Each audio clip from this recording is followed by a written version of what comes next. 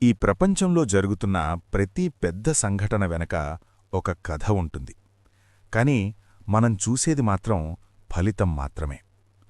ఇప్పుడు మీరు వినబోయే కథ కేవలం క్యూబా గురించి కాదు, కేవలం అమెరికా గురించి కాదు. ఇది మొత్తం ప్రపంచాన్ని ప్రభావితం చేసే ఒక పవర్ గేమ్ గురించి. ఒక చిన్న దేశం కేవలం 150 కిలోమీటర్ల దూరంలో ఉన్న సూపర్ పవర్ను ఒకప్పుడు వణికించింది.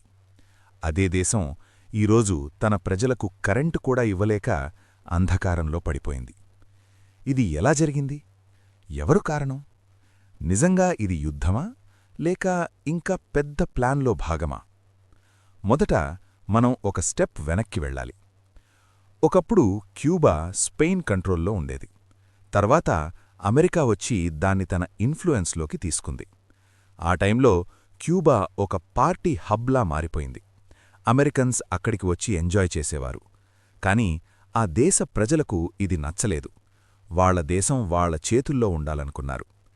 అక్కడినుంచే ఒక పెద్ద మార్పు ప్రారంభమైంది. ఫిడెల్ కాస్ట్రో అనే నాయకుడు ముందుకొచ్చాడు. అతను కమ్యూనిజాన్ని ఎంచుకున్నాడు. అదే సమయంలో అమెరికా క్యాపిటలిజాన్ని ప్రోత్సహిస్తుంది. ఈ రెండు సిద్ధాంతాలు పూర్తిగా విరుద్ధం. అందుకే క్యూబా అమెరికాకు దూరమైంది, రష్యాకు దగ్గరైంది. ఇది కోల్డ్ వార్ టైం. ప్రపంచం 2 భాగాలుగా విడిపోయింది. ఒకవైపు అమెరికా, ఇంకోవైపు రష్యా. ఈ సమయంలో క్యూబా ఒక కీలక పాత్ర పోషించింది. రష్యా తన న్యూక్లియర్ మిసైల్స్ని క్యూబాలో ఇన్స్టాల్ చేసింది. ఇది అమెరికాకు కేవలం 150 కిలోమీటర్ల దూరంలో ఉండటం వల్ల ఒక పెద్ద ప్రమాదంగా మారింది. ఒక చిన్న దేశం ఒక సూపర్ పవర్ని బెదిరించే స్థాయికి వెళ్ళింది. అమెరికా ఈ విషయం తెలుసుకున్నప్పుడు ప్రపంచం మొత్తం ఒక న్యూక్లియర్ వార్ అంచున నిలిచింది. 1962లో జరిగిన ఈ సంఘటనను ప్రపంచం ఎప్పటికీ మరిచిపోదు. 32 రోజులపాటు టెన్షన్, భయం, అనిశ్చితి. చివరికి ఒక ఒప్పందం జరిగింది. రష్యా తన మిసైల్స్ని వెనక్కి తీసుకుంది. అమెరికా టర్కీలోని తన మిసైల్స్ని తీసేసింది. కాని ఈ సంఘటన తర్వాత ఒక విషయం క్లియర్ అయింది. క్యూబా అమెరికాకు శత్రువు. కాలం గడిచింది, కాని ఆ శత్రుత్వం మాత్రం మిగిలింది. ఒక దశలో సంబంధాలు కొంచెం మెరుగయ్యాయి, కాని తర్వాత మళ్లీ పరిస్థితి మారిపోయింది. ఇప్పుడు మనం చూస్తున్నది అదే కథ యొక్క కొత్త అధ్యాయం. ఇప్పుడు యుద్ధం బాంబులతో జరగడం లేదు, ఎకానమీతో జరుగుతోంది. అమెరికా క్యూబాపై శాంక్షన్స్ వేసింది, ఆయిల్ సప్లై ఆపేసింది, ట్రేడ్ కట్ చేసింది. ఇతర దేశాలు కూడా క్యూబాకు హెల్ప్ చేయకుండా ప్రెషర్ పెట్టింది. ఫలితం? దేశం మొత్తం క్రమంగా కూలిపోవడం ప్రారంభమైంది.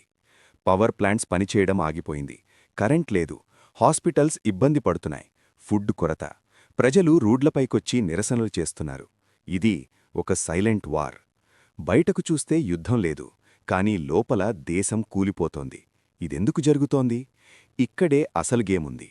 అమెరికా లక్ష్యం కేవలం క్యూబా కాదు, అది ఒక మెసేజ్ ఇవ్వాలనుకుంటోంది. మా మాట వినకపోతే ఇలా అవుతుంది అనే మెసేజ్.